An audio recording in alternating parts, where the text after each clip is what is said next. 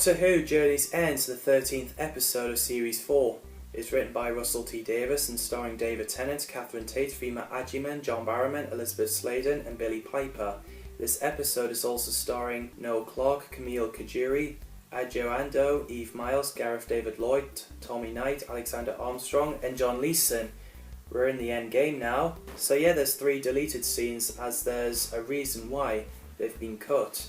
First we see the Doctor gave Metachrys's Doctor a small piece of coral from the TARDIS so that he could grow his own TARDIS, but they felt that Bad Wolf Bay would be too long and complicated. Secondly, there's Donna on the phone after when she said goodbye to the Doctor as she doesn't remember him. There's a scene where she looks and hears the sound of the TARDIS dematerializing, but Donna remembering would lead to her death, and since she didn't recognize the Doctor, it wouldn't make sense to assume she would recognize the noise of the TARDIS. There's also a final scene where the Doctor looked at the scanner as it's alerted something and 2 Cybermen appeared right behind him, which lead to the next Doctor, which I admit it would be scary, but I prefer the ending the way it is, as Russell T Davies felt that a cliffhanger was not appropriate after such a sad ending. So the Doctor puts his regeneration effect into his hand in the jar, and still, the 10th Doctor, when I first watched it, I was like, oh, thank God for that.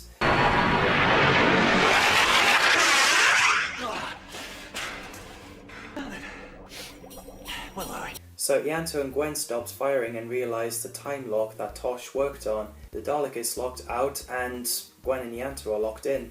As the Daleks are about to exterminate Sarah Jane Smith, luckily Mickey Smith and Jackie Tyler appeared and destroyed both of them.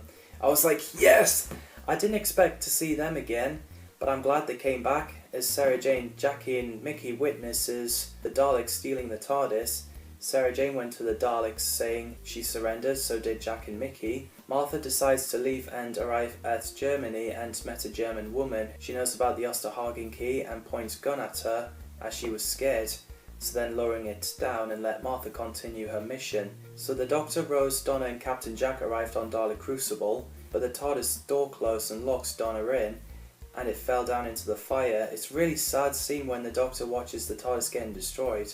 At least the hand and jar glass break and the hand grew another Doctor. I find it funny when Donna was like, "You're naked!"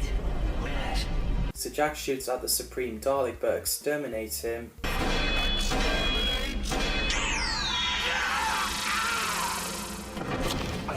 But he uses immortality to allow him to escape. We get a funny moment with Duplicate Doctor and Donna bantering on in the TARDIS. Russell T Davies said this is so busy and so mental and so epic and universal in scale that of course you need 2 Doctors to solve it, and they've got Colin Regan playing the Duplicate Doctor, who's great resemblance to David Tennant. I don't know. Also, rough. Oi! Oi! Oi! Spanish! So meanwhile there's people including Sarah Jane, Mickey and Jackie in the corridor. The Daleks activating the Crucible. Both Doctors were horrified as they know how the reality bomb works. Captain Jack came to Jackie, Mickey and Sarah Jane, and we get great lines like, I climbed through 2 miles of ventilation shafts, chasing life signs on this thing, and who do I find? Mickey Mouse! You can talk, Captain Cheesecake. Sarah Jane gave Jack a warp star that was given by Varen Soothsayer, as he said it's for the end of days. He also gave her the puzzle box in Whatever Happened to Sarah Jane, as she mentioned. Samantha broadcasts on Crucible and tells the Doctor that Osterhagen key to detonate 25 nuclear warheads in strategic locations under the Earth's crust to destroy the planet and disable the reality bomb. And of course the Doctor was horrified, so Jack and the others contacted Davros and threatened to use a warp star. Captain Jack Harkness calling all Daleks, boys and girls, are you receiving me? And we have an awesome moment where Davros recognised Sarah Jane back in the events of Genesis of the Daleks. That face, after all these years. Davros. Sarah Jane Smith. Remember? Rose told the Doctor it was Harriet Jones who gave her life to get the Doctor to Earth. Davros asked him how many died for him. We get flashbacks of characters like Jenny, River Song, and Astrid Peth, Controller, and others. So the Daleks transported the rest of our heroes to Crucible, so the Duplicate Doctor arrived trying to use that weapon. Brilliant.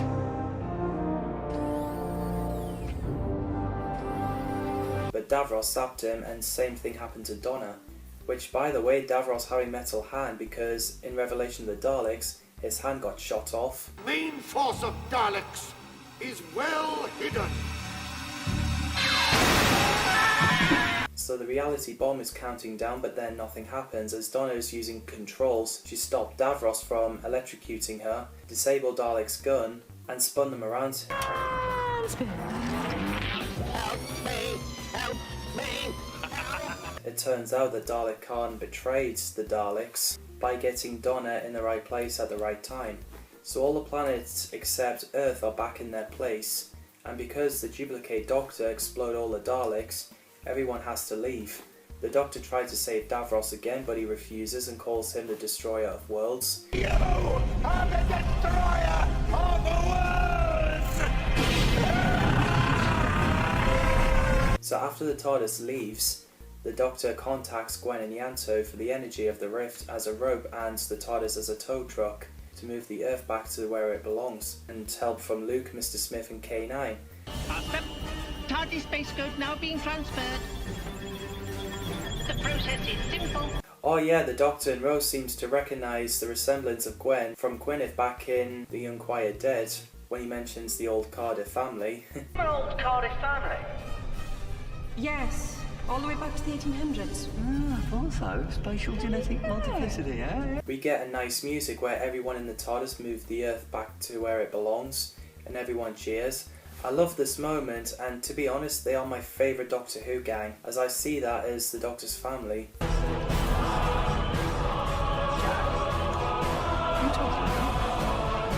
So the Doctor drops Sarah Jane, Mickey, Captain Jack and Martha off at Earth. Rose, duplicate Doctor and Jackie off a parallel Earth. It's a nice ending for Rose when there's David Tennant's version of the Doctor who's human and gets to marry Rose and have a child.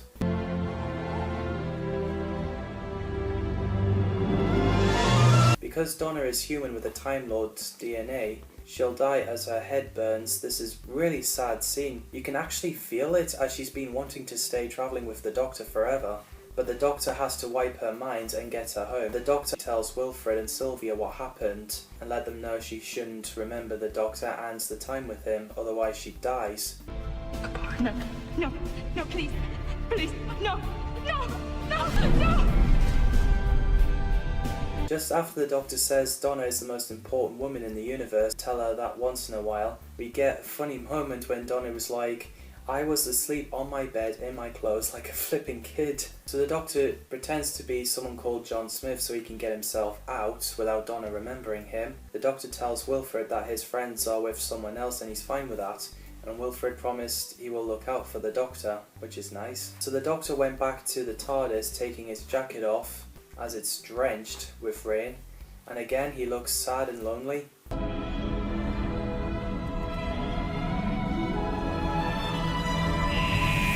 So, that's Journey's End. I'd say this is the best Series 4 episode. My top 3 favourite series finales. Because you have everything in there, I freaking love Series 4. Definitely my top 3 favourite New Who series. What do you guys think of Journey's End? Let me know in the comments down below. As always, thanks for watching, and see you in the next video.